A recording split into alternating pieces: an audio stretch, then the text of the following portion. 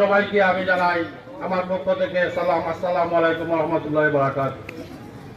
প্রিয় ভাইয়েরা, আসলে বক্তব্য দেওয়ার মতো মন মানসিকতা নেই। আমি দু একটি কথা বলবো। এখানে দিক নির্দেশনামূলক বক্তব্য আমার শ্রদ্ধাভাজন বড় ভাই তারা রয়েছেন, তারা দিবেন।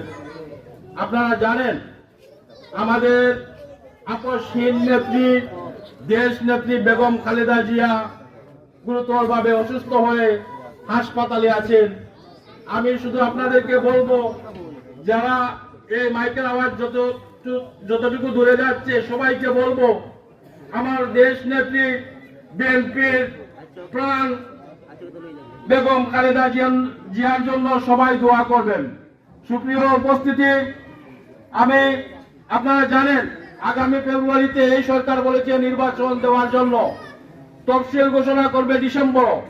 কিন্তু নির্বাচন এবং তফসিল নিয়ে যে তালবাহানা করছে সেটা আমরা সবাই দেখতে পাচ্ছি।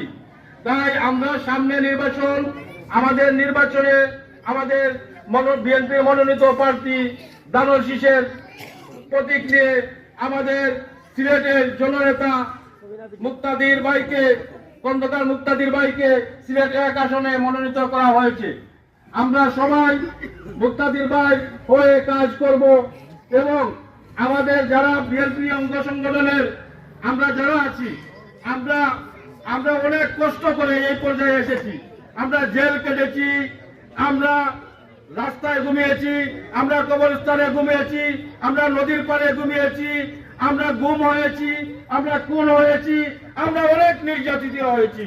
এমনকি আমাদের নেত্রী নির্যাতিত হয়ে আজকে হাসপাতালে মৃত্যুর সাথে পাঞ্জা লড়ছেন।